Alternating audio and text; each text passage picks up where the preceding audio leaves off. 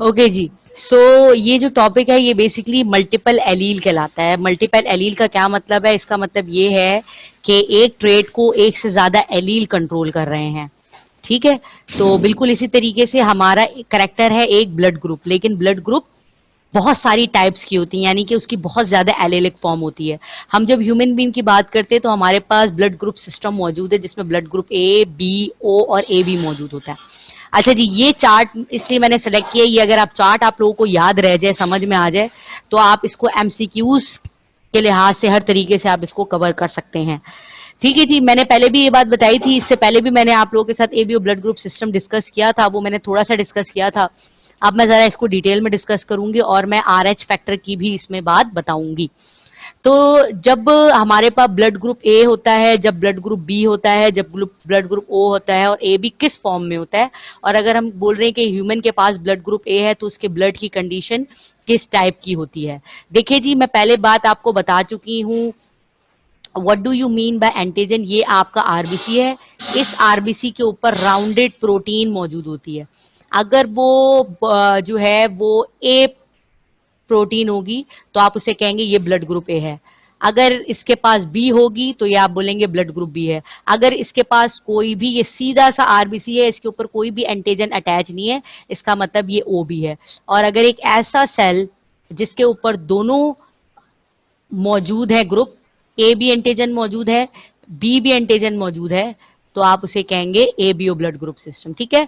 तो एंट यानी कि जिसका ब्लड ग्रुप ए है उसके ऊपर एंटीजन ए मौजूद है, ब्लड ग्रुप बी उसके ऊपर एंटीजन बी मौजूद है, जो ओ ब्लड ग्रुप है उसके ऊपर कोई भी एंटीजन मौजूद नहीं है, और जिसका ए बी है उसके ऊपर ए भी मौजूद है और बी भी मौजूद है। अच्छा, इसका मतलब जिसके पास ब्लड ग्रुप ए है उसके पास मिसिंग कौन सी, यानी कि एंटीजन आपके पास दो है। ठीक है, एक ए है और एक बी है। अगर ए ब्लड ग्रुप है जिसका, तो उसके पास बी मिसिंग है। अगर बी है तो उसके पास ए मिसिंग है। अगर ओ है तो उसके पास ना ए है ना बी है। और अगर किसी के पास ए बी मौजूद है तो इसका मतलब उसके पास दोनों मौजूद है, एस मिसिंग केस उसके पास बिल्कुल है ही नहीं। ठीक है। फिर आपको ये बात भी पता है, अगर एक पर्सन है जिसके ऊपर पास ब्लड ग्रुप ए होता है तो उसके अंदर आप ब्लड ग्रुप बी इंसर्ट नहीं कर सकते। ठीक है, ये होता है ट्रांसफ्यूजन प्रिंसिपल। ठीक।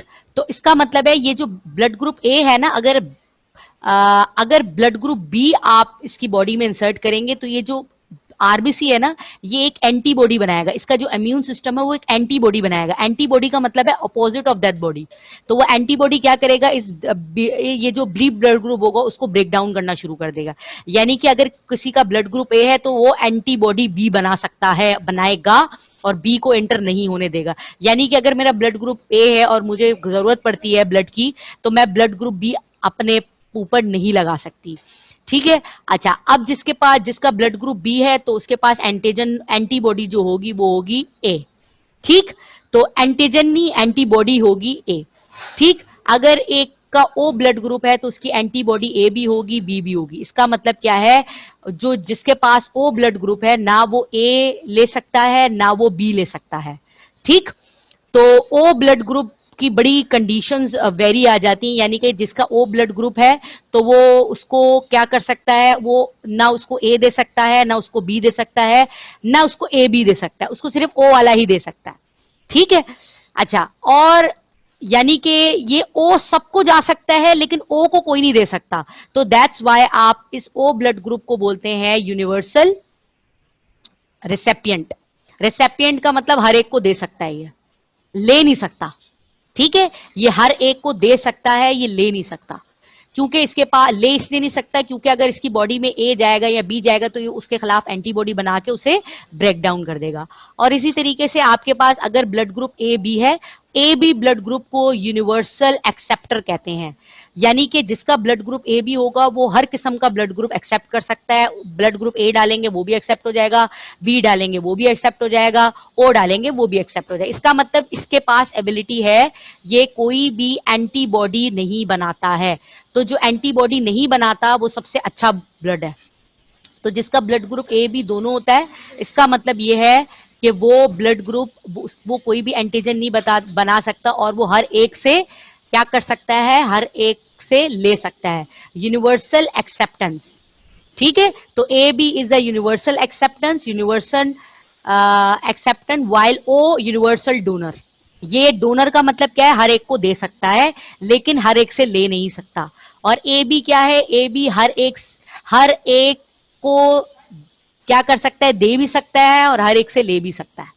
ठीक, तो ओ, या ये एमसीक्यूज के लिए आपने ये रखनी है कि ओ जो है वो यूनिवर्सल रिसेपिएंट है, जबकि ए बी जो है वो रिसेपिएंट का मतलब होता है हमारे पास डोनर।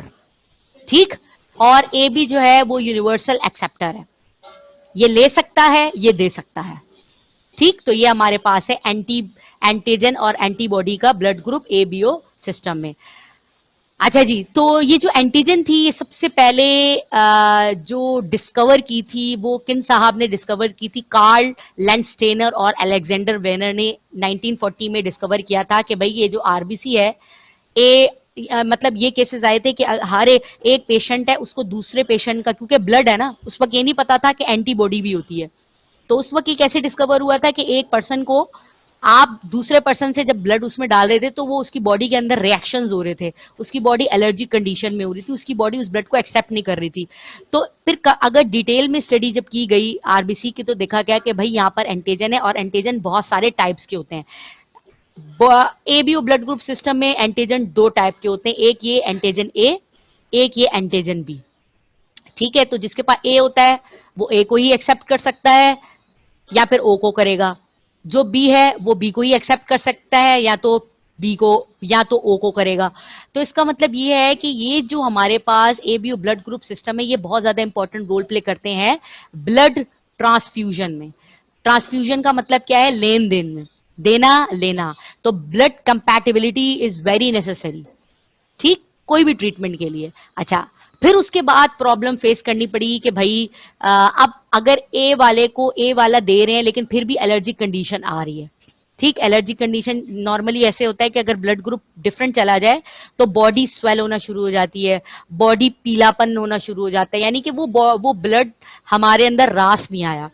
उसके ये इसको मजीद जब इसको रिसर्च की गई तो एक और चीज सामने आई कि भाई इसी ब्लड ग्रुप के ऊपर एक और एंटीजन भी अटैच होता है जिसे आप कहते हैं RH फैक्टर। और ये सबसे पहले डिस्कवर किस में हुआ था, ये सबसे पहले डिस्कवर रेसस मैके में डिस्कवर हुआ था। और रेसस मैके क्या है, ये बेसिकली RH फैक्टर है और ये मंकी का नाम है। ये मंकी के ब्लड ग्रुप में सबसे पहले ये फैक्टर देखा गया था। इस फैक्टर को आप कहते हैं RH फैक्टर। अब जरा हम डिस्कस कर लेते हैं कि RH blood group RH blood group system क्या होता है। हमने एबीओ ब्लड ग्रुप सिस्टम तो पढ़ लिया भाई। एबीओ ब्लड ग्रुप सिस्टम में ये अगर मैं यहां लिखूं, एबीओ ब्लड ग्रुप सिस्टम में कितनी टाइप की एंटीजन थी, दो टाइप की एंटीजन थी। दूसरा एक होता है एबीओ ब्लड ग्रुप सिस्टम, एक होता है RH blood group system. RH blood group system में भी एंटीजन मौजूद होती हैं और वो एंटीजन हमारे पास होती हैं 6 टाइप्स की। कितनी टाइप्स की होती हैं, 6 टाइप्स की। नाम होता है CDE, small C, small D, small ई। यानी कि इनमें से कोई भी एक टाइप आपके ब्लड ग्रुप के ब्लड के ऊपर अटैच हुआ होता है। यानी कि आपके ऊपर दो एंटीजन मौजूद हैं, एक आपके पास या तो ए होगा या तो बी होगा, और एक ऐसी एंटीजन है जिसके पास इनमें से कोई भी एक फैक्टर मौजूद होगा। ठीक, तो बिल्कुल जैसे ABO blood group system important है, बिल्कुल उसी तरीके से RH ब्लड ग्रुप सिस्टम भी इंपॉर्टेंट है। तो आपको पता होना चाहिए RH फैक्टर किस तरीके से डिजाइन हुआ है। जैसे यहाँ पर ए और बी है ना, तो इन्होंने अलग नाम दे दिया, CDE, small C, small D, small ई। तो ये जो पॉजिटिव और नेगेटिव होता है वो सिर्फ डी एंटीजन शो करता है। यानी कि ये जो डी है ना, इसको पॉजिटिव और नेगेटिव कहते हैं। बाकी इनका काम अभी तक, बाकी CE, small C, small D, small ई, इनका काम अभी तक अननोन है। सिर्फ ये डी एंटीजन मौजूद होता है जिसकी वजह से, डी की वजह से एक ब्लड ग्रुप को आप पॉजिटिव कहते हैं या R नेगेटिव कहते हैं। इसकी मिसाल बिल्कुल इसी तरीके से है कि लेट सपोज मैं यहां पर आपके सामने एक सेल बना रही हूं, दिस इज आरबीसी। इस आरबीसी के ऊपर पहले से एक एंटीबॉडी तो मौजूद थी जो कि ए थी, ठीक है। एक और एंटीबॉडी मौजूद है और इस एंटीबॉडी को आप बोलेंगे डी। ठीक है, डी जो है वो एंटीबॉडी है। अगर किसी पर्सन के पास ये डी एंटीबॉडी मौजूद है तो इसका मतलब उसका ब्लड ग्रुप है ए पॉजिटिव। और अगर एक ऐसा ऑर्गेनिज्म है जिसके पास आर एच फैक्टर का डी एंटीजन मौजूद नहीं है तो आप उसे बोलेंगे ए नेगेटिव। ठीक है, अगर आपका ब्लड ग्रुप ए पॉजिटिव है तो इसका मतलब आपके पास दो एंटीजन मौजूद है, एक को कहते हैं हम ए और एक को आप कहेंगे डी। अगर आपका ब्लड ग्रुप बी पॉजिटिव है तो बी डी, अगर आपका ग्रुप ए नेगेटिव है तो सिर्फ ए मौजूद है, यानी कि ये आर एच फैक्टर मौजूद नहीं है। तो जिसके पास आर एच फैक्टर मौजूद नहीं होता उसे हम कहते हैं आर एच नेगेटिव, और जिसके पास आर एच फैक्टर मौजूद डी फैक्टर मौजूद होता है, डी एंटीजन मौजूद होता है, उसे हम कहते हैं आर एच पॉजिटिव। ठीक, तो पॉजिटिव और नेगेटिव छह एंटीजन छह होते हैं are H factor. D represent करता है पॉजिटिव को और नेगेटिव को। Presence of D indicate positivity of blood group and negative indicate के वो नेगेटिव ब्लड ग्रुप है। ठीक, तो यहां से ये आर एच फैक्टर डिस्कस हुआ था। अच्छा, इसी से रिलेटेड एक डिजीज है बेटा, हाँ, यानी कि कहने का मतलब ये है युसरा कि ये जैसे ब्लड ग्रुप है, A B O blood group system बिल्कुल डिफरेंट है, आर एच फैक्टर बिल्कुल डिफरेंट है। ठीक, तो दोनों की कंपैटिबिलिटी से आप किसी से ब्लड ले सकते हैं। यानी कि अगर आपका ब्लड ग्रुप ए नेगेटिव है तो आप ए पॉजिटिव वालों का नहीं ले सकते, आपको ए नेगेटिव ही चाहिए। ठीक है, तो सिर्फ ए का होना जरूरी नहीं है, ये नेगेटिव पॉजिटिव भी आपको पता होना जरूरी है। That's why R H factor और blood group, R H blood group system और एक्चुअल में A B O blood group system दोनों के दोनों इंपॉर्टेंट रोल प्ले करते हैं ब्लड को देने में, ब्लड से लेने में। ठीक, अच्छा, इसी से रिलेटेड एक डिजीज है जिसे हम कहते हैं एरेथ्रोब्लास्टोसिस फीटालिस, और इस डिजीज को आप कहते हैं हीमोलेटिक डिजीज। अच्छा जी, ये एक ऐसी डिजीज होती है जिससे होता क्या है कि लेट सपोज कि एक जो फीमेल है, ठीक, यहां पर मैं इसकी पूरी कंडीशंस की बात बताती हूं कि ये बेसिकली कब होता है। ये होता तब है जब वुमेन और मैन, ठीक है, क्रॉस हुआ और वुमेन का क्या था, नेगेटिव था। ठीक, अगर नेगेटिव ब्लड ग्रुप वाली वुमेन पॉजिटिव ब्लड ग्रुप वाले के मैन से, इफ वुमेन, हम ये कह सकते हैं when a women with R H negative blood get married to a man with R H positive blood. ठीक, अब क्या हुआ कि वुमेन जो है वो प्रेग्नेंट कंडीशन में है। अब वुमेन, यानी कि कहने का मतलब यह है कि वुमेन का जो फीटस है, ठीक है, वुमेन का जो फीटस है उसका ब्लड ग्रुप अंदर का पॉजिटिव है और वुमेन का अपना नेगेटिव है। तो क्या करेगा, ये जो नेगेटिव वाला है ये आहिस्ता आहिस्ता क्या करेगा, ये प्लासेंटा क्रॉस करेगा और इस पॉजिटिव, क्योंकि इसके पूरे फीटस के अंदर यानी कि बेबी के अंदर जो ब्लड है वो पॉजिटिव ब्लड ग्रुप है। क्योंकि आपको पता है प्लासेंटा के थ्रू मदर और फीटस का आपस में ये ब्लड ट्रांसफ्यूजन कर रहे होते हैं, क्योंकि ब्लड के थ्रू ही न्यूट्रिशन मदर की बॉडी से बेबी में ट्रांसपोर्ट होती हैं। तो क्या होगा कि अगर वुमेन का नेगेटिव है और उसके फीटस का, उसकी बॉडी के अंदर ही वो फीटस मौजूद है और उसका पॉजिटिव है, तो आहिस्ता आहिस्ता इसकी जो वुमेन की बॉडी है वो इसके खिलाफ एंटीबॉडी बनाना शुरू कर देगा। क्या बनाना शुरू करेगा, एंटीबॉडी बनाना शुरू करेगा। तो एंटीबॉडी जैसे ही इसके अंदर जाएगा तो ये इसके ब्लड को तोड़ना शुरू कर देगा। क्या करना शुरू करेगा, ब्रेक करना शुरू करेगा। फैगोसाइटोटिकली फीटस के रेड ब्लड सेल्स को खत्म करना शुरू करेगा। ठीक है, तो मदर नेगेटिव है, फादर पॉजिटिव है, तो बेबी का जो फीटस है वो पॉजिटिव है, जबकि मदर जो है वो आर एच नेगेटिव था। तो आर एच नेगेटिव थी तो क्या होगा, इस वुमेन ने एंटीबॉडी बनाना शुरू कर दी। ठीक है, इसके इम्यून सिस्टम ने, और इसके फीटस के अंदर जाके इस पॉजिटिव को खत्म करना शुरू कर दिया। इससे क्या होता है कि अंदर जो है वो रेड ब्लड सेल, अब क्या होगा, यहां पर रेड ब्लड सेल खत्म होना शुरू हो गए। तो इसका मतलब इसके न्यू बॉर्न के अंदर हीमोफीलिया, ब्लड की कमी होना शुरू हो गई। ठीक है, तभी इस डिजीज को कहते हैं haemolytic disease of the new born. ठीक है, तो क्या होगा, ब्लड ग्रुप आरबीसी, ये जो इसकी एंटीबॉडी है वो इस आरबीसीज को ब्रेक डाउन करना शुरू करेगा। किसकी आरबीसीज को? ये फीटस की आरबीसीज को। और जब आपको पता है आरबीसीज ब्रेक डाउन होता है, तो आरबीसीज जब ब्रेक डाउन होता है तो वो अपने रिजल्ट में एक प्रोडक्ट बनाता है जिसे आप कहते हैं बिलीरुबिन। ठीक है, ये एक्स्ट्रा चीज है, ये आपने याद रखनी है, बिलीरुबिन। ठीक है, जब आप आरबीसीज को ब्रेक डाउन करेंगे तो वो अपने पास बनाएगा बिलीरुबिन। और बिलीरुबिन वो हार्मफुल केमिकल होता है जो न्यू बॉर्न बेबी के ब्रेन को करेगा डैमेज। किसको करेगा? ब्रेन सेल्स को करेगा डैमेज।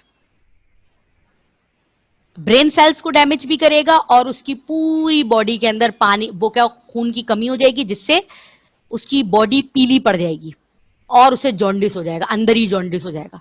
न्यूबॉर्न बेबी को अंदर ही जॉन्डिस हो जाएगा। अगर वैसे तो नॉर्मल इस केसेस में क्या हो जाता है, नॉर्मल अगर मैं इस केसेस की बात करूं तो नॉर्मल में जो इसकी डेथ हो जाती है मदर की बॉडी के अंदर ही, अबॉर्ट हो जाता है, ये अबॉर्शन हो जाती है। ठीक है, या मिसकैरेज हो जाता है।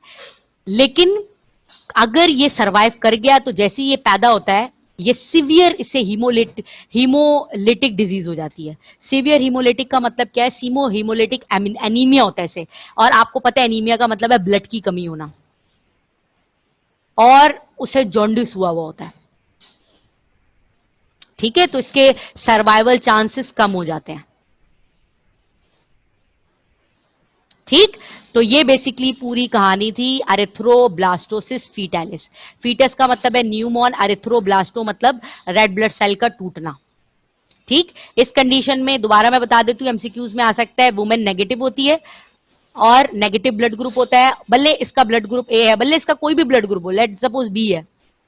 ठीक, लेकिन ये क्या है? पॉजिटिव, और ये क्या है? नेगेटिव। तो इसका फीटस पॉजिटिव है, अपोजिट हो गया, तो ये इसके ब्रेक डाउन करता है, आरबीसीज को ब्रेक डाउन करेगा बिलीरुबिन में। आपको पता है आरबीसीज बिलीरुबिन से मिलकर बना हुआ होता है। ठीक, तो जब आरबीसीज बिलीरुबिन में अपने आप को तोड़ेगा तो ये बिलीरुबिन इतना हार्मफुल केमिकल है तो उसके ब्रेन सेल्स को भी डैमेज करेगा। उसके अलावा इसको ब्लड की कमी होगी, एज अ रिजल्ट इसे सिवियर जॉन्डिस हो जाएगा।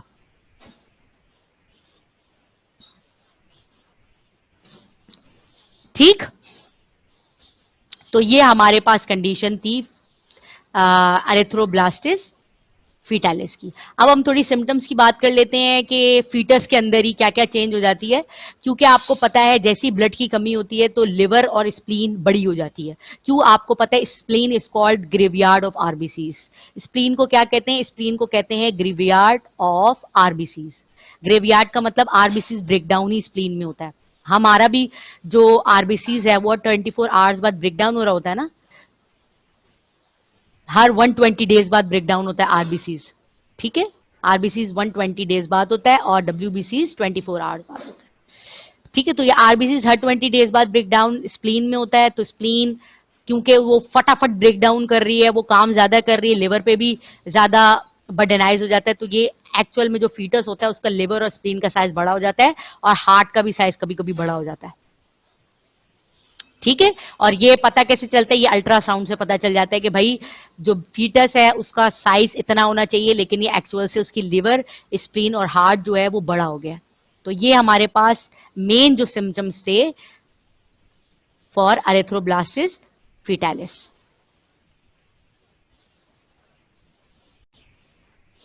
First MCQs, in the ABO blood group system in human, if a person of type B blood has a child with a person of type ABO blood group, AB blood, what blood type could their children have? Yes, क्या answer होगा भाई इसका?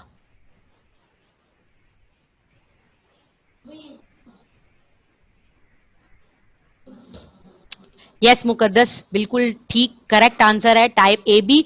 यानी कि ये बात बोल रहे हैं कि अगर एक पर्सन है जिसका ब्लड ग्रुप बी है और एक का ब्लड ग्रुप ए बी है, तो कौन कौन से एक्सपेक्टेड आप कर सकते हैं उस चाइल्ड का ब्लड ग्रुप कौन कौन सा होगा? आपने फटाफट, ये तो बिल्कुल कॉमन सेंस का भी सवाल है, आप फटाफट इसका पनिट स्क्वायर बनाए।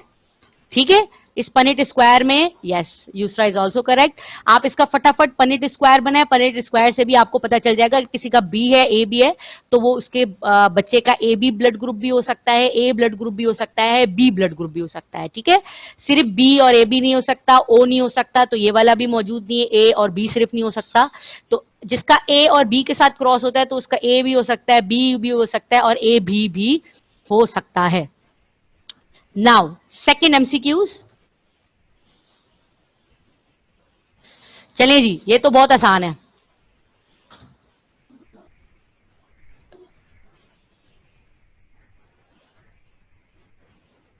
जी बेटे, a gene for corn has two alleles, one for yellow kernel and one for white kernel. Cross pollination of yellow kern and white corn result in urn of corn that have approximately even mix of yellow and white. What terms best describe the relationship between two allele? एक आपके पास दो colonel seeds थे, plant की बात हो रही है, बीजों की बात हो रही है, एक येलो था एक वाइट था, तो इसकी ऑफस्प्रिंग जो है, यानी कि इसके जो डॉटर सेल हैं वो मिक्स प्रोड्यूस हो रहे हैं। तो इसका आंसर हमारे पास होगा codominance. Yes, Muqaddas is right. ठीक है, कोडोमिनेंस होगा। ठीक, मैंने कोडोमिनेंस में बताया था ना, दोनों कैरेक्टर जो शो होते हैं वो हमारे पास कहलाती कंडीशन कोडोमिनेंसी की। ठीक है जी, भाई सब एक्टिव हो जाए, मुझे सिर्फ मुकद्दस और यूसरा ने अभी तक दिया है आंसर, बाकी ताजवर, नबीहा, माहम, अरीबा सब एक्टिव हो जाए। ठीक है, next, Gregor was, Gregor Mendel कौन था जी? An English scientist who carried out research with Charles Darwin, a little known Central European monk, an early 20th century Dutch biologist who carried out genetic research. Yes, correct. No, no, no, no. ये monk वाला correct है ना, तो तब मुकद्दस ने बोला है, एक मिनट मैं देख लेती हूँ। मुकद्दस आपने ए बोला है, रॉन्ग है। युसरा ने भी ए बोला है।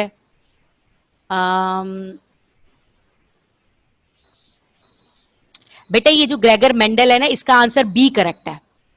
ठीक, क्योंकि मैं आपको बता चुकी हूं बी क्यों करेक्ट है, क्योंकि ये कुछ भी नहीं था, ये सीधा साधा सा नॉर्मल सिटीजन था, यूरोपियन मॉन्क था। ठीक है, पादरी को कहते हैं मॉन्क, जो रिलीजियस होते हैं उन्हें मॉन्क कहा जाता है। ठीक, तो यहां पर आंसर ओके। ठीक, तो इसका जो करेक्ट आंसर है वो है बी।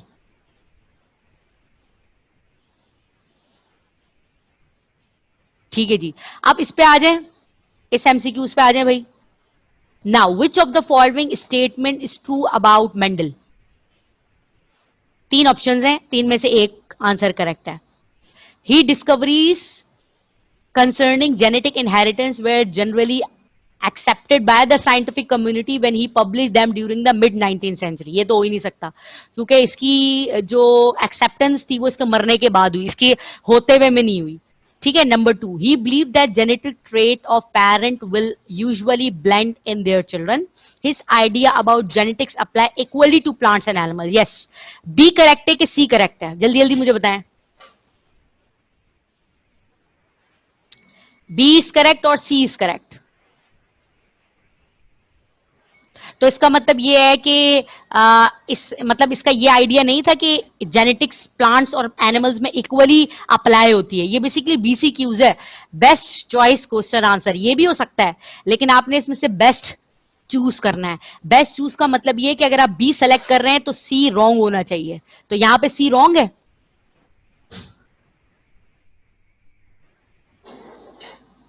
इस क्योंकि बेसिकली इसकी जो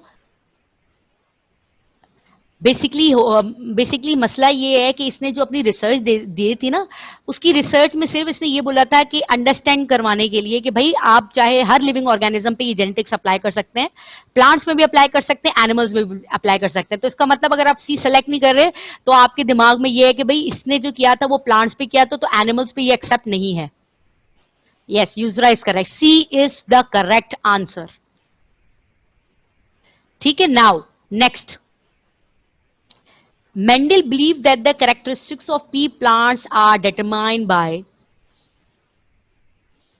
inheritance of unit or factor from both parents.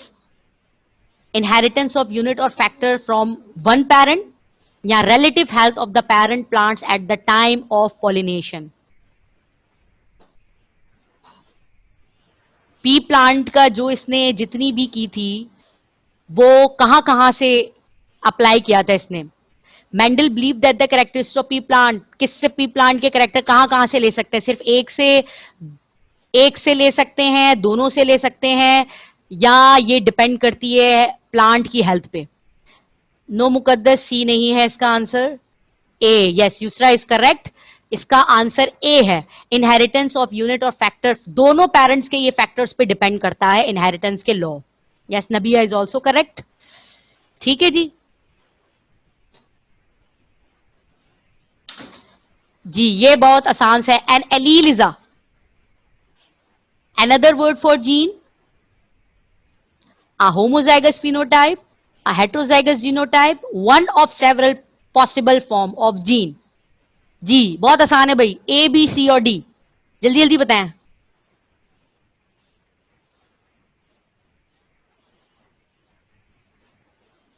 Allele क्या है? No, A is not. Another word of gene तो नहीं है?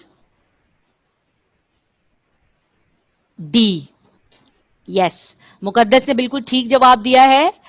डी इसका है, one of several possible form of gene.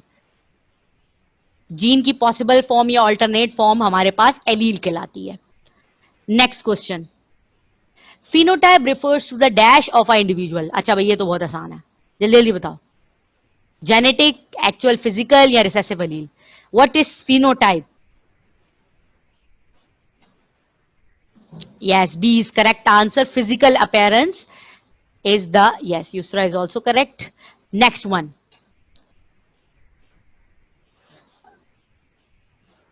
When the genotype consistent of dominant and recessive allele, the phenotype will be like dash allele। जब एक genotype में dominant और recessive होता है तो जो डॉटर का फिनोटाइप बनता है उसमें क्या शो होता है? डोमिनेंसी शो होती है, रिसेसिवनेस शो होती है, या कुछ भी शो नहीं होता? A correct, the dominant one show होता है। जी बिल्कुल करेक्ट, नबिहा का भी करेक्ट है और यूसरा का भी करेक्ट है। नाउ नेक्स्ट, अच्छा जी अब आ जाए। Assuming that both parent plant in the diagram below are homozygous, what would be all the F1 generation have yellow phenotype? ठीक, यहां पर एक क्रॉस दिखाया हुआ है, ये पेरेंट है, ये F1 जनरेशन आपको पता है पूरी F1 जनरेशन एक शो कर रही है, और F1 जनरेशन के बाद जो सेकेंड जनरेशन आई है वो हमारे पास 3:1 रेशियो शो कर रही है। तो इसमें से कौन सा पॉसिबल है? Diagram showing the result of cross pollination. अच्छा जी, इसी को ना इन्होंने वर्डिंग में एक्सप्लेन किया हुआ, तो इस टाइप के एमसीक्यूज एनटीएस में आते हैं। First two offspring generation in generation F1 all are yellow peas, but in generation F2 the ratio of the yellow to green plants is 3:1। इसका आंसर क्या है? ए, बी या C? Yes, Muqaddas is right. Yellow क्यों show हो रहा है? क्योंकि yellow dominant है ग्रीन के ऊपर। ठीक है, तो इसका जो आंसर है वो हमारे पास है because yellow is dominant over green. तभी आप देखें F1 में सारी डोमिनेंसी शो होती है। ठीक है, तो अगर आप येलो और ग्रीन, आप ये नहीं बोलेंगे ग्रीन डार्क कलर है तो ये डोमिनेंट वो होते हैं जो F1 जनरेशन में सारा का सारा शो करे। तो ये सारा का सारा F1 जनरेशन में येलो शो कर रहा है, तो इसका जो बेस्ट पॉसिबल आंसर है वो ये है because yellow is dominant over green. Now next MCQs।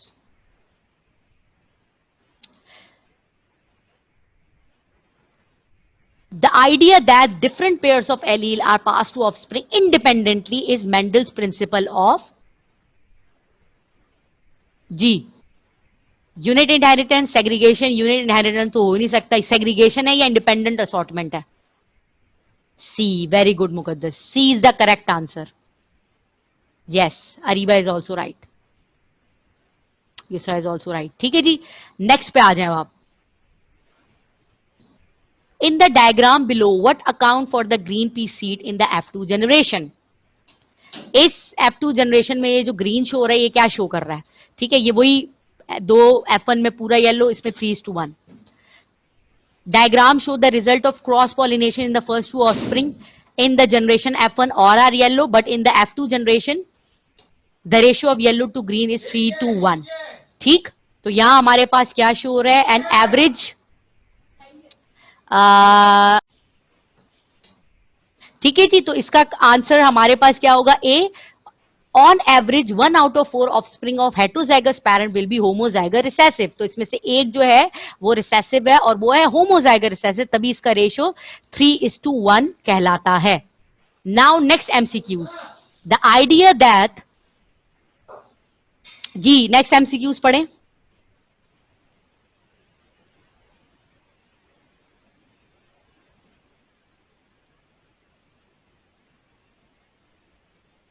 Ji, the idea that different pairs of allele are passed to offspring independently is Mendel principle of, ji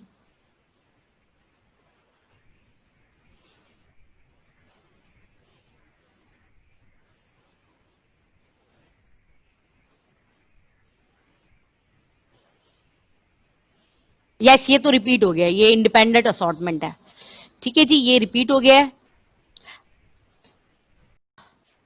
Now the idea that for any particular trait the pair of alleles of one of each parent separate and only one allele from each parent passing to the offspring, ये Mendel का कौन सा principal की statement है, independent assortment, hybridisation या segregation. Definitely hybridisation तो हो नहीं सकता, तो ये अगर एक एलील दूसरे एलील से सेपरेट हो रहा है तो ये क्या क्या चीज शो कर रही है, जी इंडिपेंडेंट असॉर्टमेंट है कि सेग्रीगेशन है। यस, हरी अब जल्दी जल्दी आंसर करें।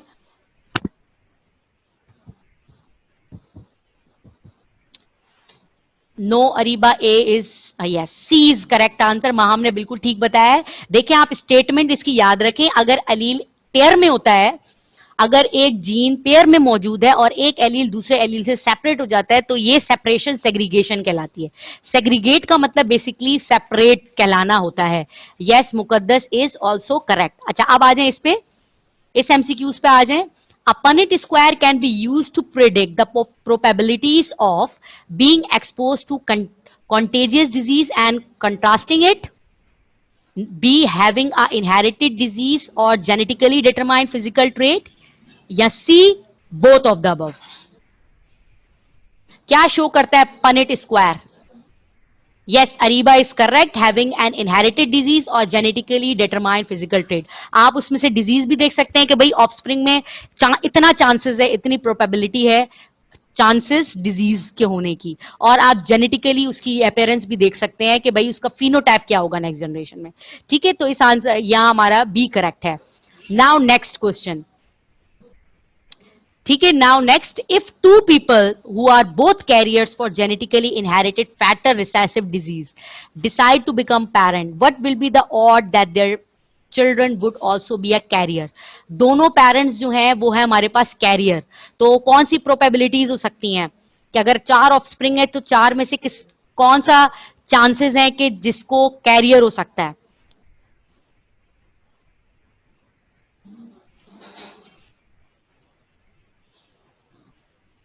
जी, 1/4, 2/4, 3/4 के 4/4?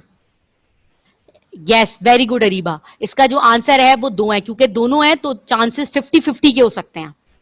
ठीक है, क्योंकि बोथ कैरियर है ना, दोनों के दोनों कैरियर है, तो 50-50 चांसेस हो सकते हैं। 50% जो चिल्ड्रन है वो आ, उसको रेसेसिव कोई भी डिजीज हो सकती है और 50% को नहीं हो सकती, तो इसमें 2/4 is the correct one.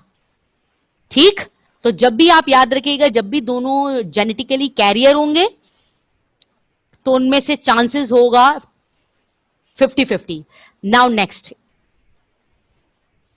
if a woman is homozygous normal है woman and her husband is heterozygous for a genetically inherited recessive disease and they are decided to become parent, what is the probability that they would have a healthy child? जी, female normal है, man abnormal है, ठीक है, उसे एक recessive disease है, तो वो इनहेरिटेड क्या प्रोबेबिलिटीज हो सकती हैं?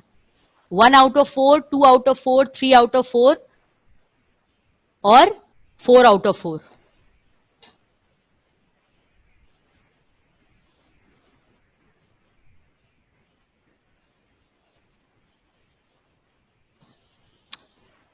अच्छा, अब देखें कंडीशन बिल्कुल डिफरेंट है। आपने ये चेकर बॉक्स आप बनाएंगे, इन्होंने दो होमोजाइगस नॉर्मल की बात की है वुमेन में, यानी कि एक्स एक्स, ठीक है, आप एक्स एक्स बोलेंगे और उसके ऊपर आपने हेल्दी कोई भी रिसेसिव जीन, लेट सपोज आप हीमोफीलिया कर रहे हैं तो आप उसको डबल एच करेंगे, और अगर आप मेल का करेंगे तो आप एक्स के ऊपर स्मॉल एच लगाएंगे और वाई के ऊपर तो आपको पता है लगता ही नहीं है। तो इसमें आपको ये बात पता होनी चाहिए कि नॉर्मल कितने होंगे। नॉर्मल का मतलब ये है कि कैरियर कैरियर को भी आप नॉर्मल ही बोलेंगे, ठीक है। तो यहां पे चारों के चारों में से दो जो ऐसे होंगे वो कैरियर होंगे और दो जो ऐसे होंगे वो हेल्दी होंगे। तो यहां पर कैरियर की बात नहीं हो रही, यहां पर हेल्दी चाइल्ड की बात हो रही है, ठीक है। कैरियर का मतलब है वो हेल्दी ही है, ठीक। एबनॉर्मल का मतलब है कि उसमें जो दोनों लगे हुए हैं एलील, दोनों जो एलील लगे हुए हैं वो दोनों के दोनों डिजीज कॉजिंग है। तो यहां पर जो इसका आंसर अच्छा जी, कितने लोग कह रहे हैं B is the correct one?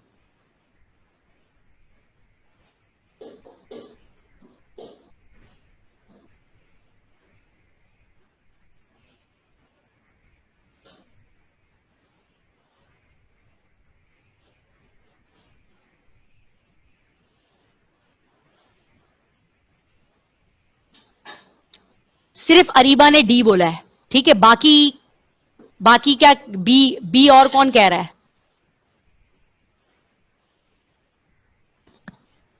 Yes, Areeba का जवाब बिल्कुल सही करेक्ट है कि चार में से चारों ही उनकी प्रोबेबिलिटीज हो सकती हैं कि वो हेल्दी चाइल्ड करें, ठीक है। तो प्रोबेबिलिटीज का जो पनेट स्क्वायर बनेगा वो 4/4 ही बनेगा, ठीक। क्यों? क्योंकि मैं आपको बता चुकी हूं एक जो है वो आपके पास नॉर्मल है, तो अगर चारों में एक एक एक्स एक्स जाएगा तो वो तो हेल्दी जा रहा है ना एक्स एक्स, तो चारों के चारों नॉर्मल ही हुए। और अगर उनके पास एक एक्स ऐसा जा रहा है जो एबनॉर्मल है लेकिन वो कैरियर बन रहे हैं, कैरियर भी हेल्दी की ही फॉर्म में आएगा, तो यहां पर अगर हेल्दी की बात की जाए तो आप कैरियर को भी काउंट करेंगे। एबनॉर्मल का मतलब है कि दोनों जो हमारे पास एलील होंगे उन दोनों के ऊपर जो डिजीज वाले होंगे, ठीक है जी। तो इसका जो है 4/4 is the correct one. Now next MCQs. If two parents are heterozygous for genetically inherited dominant trait, what is the probability that they will have a child together who has this trace in his or her phenotype? Yes बेटा, ये तो बहुत ही आसान है